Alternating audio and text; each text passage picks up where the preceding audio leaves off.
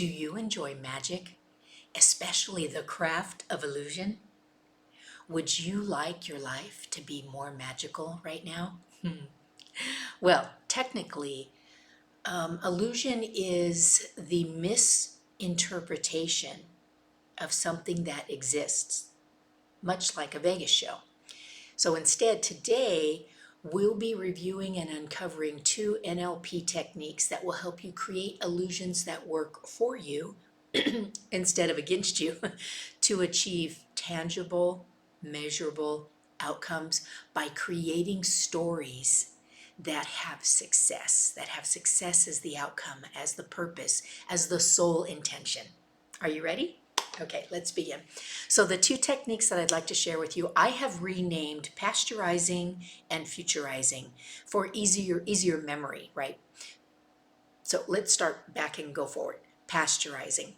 Pasteurizing is when we remember events and we bring events up in our imagination again and we recall and kind of even relive events of the past. And there are pros and cons to pasteurizing. So the cons to pasteurizing are we can get stuck there. We can keep running a story over and over again. And if that story in our imagination that happened in the past involved other people, chances are pretty high that we're not remember it correctly, and that we're remembering the outcome that that person wanted for us, not the outcome that we were actually meant to receive at that time. So pasteurizing is negative when we remember a negative situation, we allow ourselves to feel negative around the outcomes of something that happened in the past. Now, pasteurizing can be helpful when we ask questions like, what was my role in this? And what do I need to learn so that I can free myself, I can cut the tether, and I can move forward? It's important that we learn the lesson so that we can move forward. Otherwise, we keep getting different versions of the lesson and the pain level keeps getting higher and higher until eventually we've had enough and we force ourselves from a point of pain instead of pleasure, unfortunately, to make a difference. Okay, so pasteurizing can be a good thing when we learn the lesson and move forward. Pasteurizing is also good when we remember amazing times and days and events and awards and achievements, because we all have had those. It doesn't matter how far back you have to go, attach yourself to those really good feelings and remember that you are literally a walking, talking miracle, and there has been a lot of good in your life. That's where pasteurizing is wonderful. When we're attaching to those memories, remembering why we deserved it, what we did to get there. That also helps us move forward in a positive, more successful way. Okay, now, futurizing is when we imagine things that have not even happened. It's really important, people, to remember that when you're futurizing or pasteurizing, you are the writer, the talent, and the producer. Okay, so you can create what you want. If we're going to go into the future, let's create what we want instead of what we don't.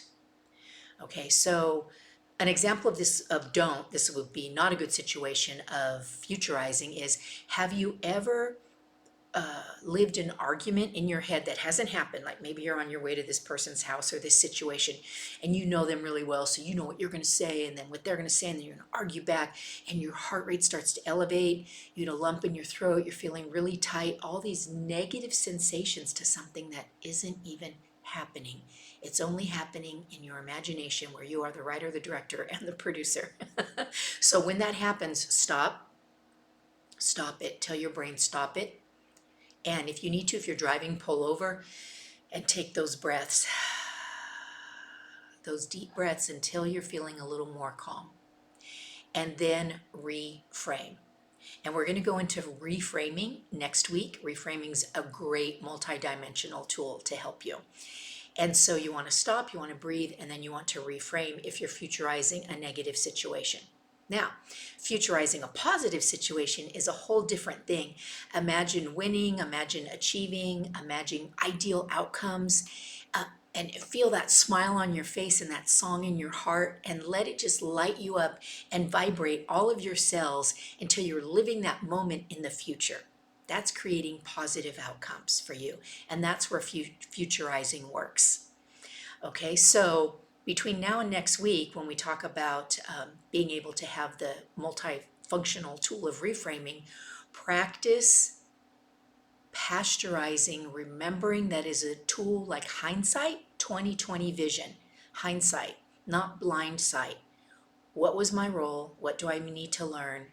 Cut the tether, because now you have the lesson moving forward to be able to handle any similar situation. And then in futurizing, imagine ideal outcomes and really feel into those emotions. And if you catch yourself futurizing a negative situation, stop, breathe, and reframe. Okay, sound good? I hope you're up for the challenge. I'm super excited for you. I'm Elle Graniel, the founder of Truespeak and creator of Truespeak. I would love to give you Chapter 10, NLP at Work, from my book, The Team Whisperer, Successfully Lead a Cross-Generation Race and Gender Team. All you have to do is email me at info@truespeak.us and just put in the subject line Chapter 10. Good enough. I'm going to know exactly what you want. And then, of course, any comments in the body would be amazing.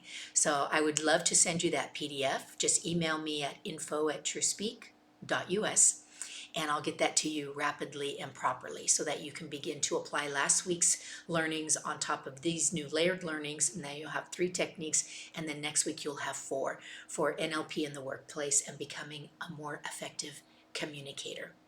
All right, so like, subscribe, share, follow, comment. I love comments. I love interacting with you all. And until next week, my friends, stay happy and healthy.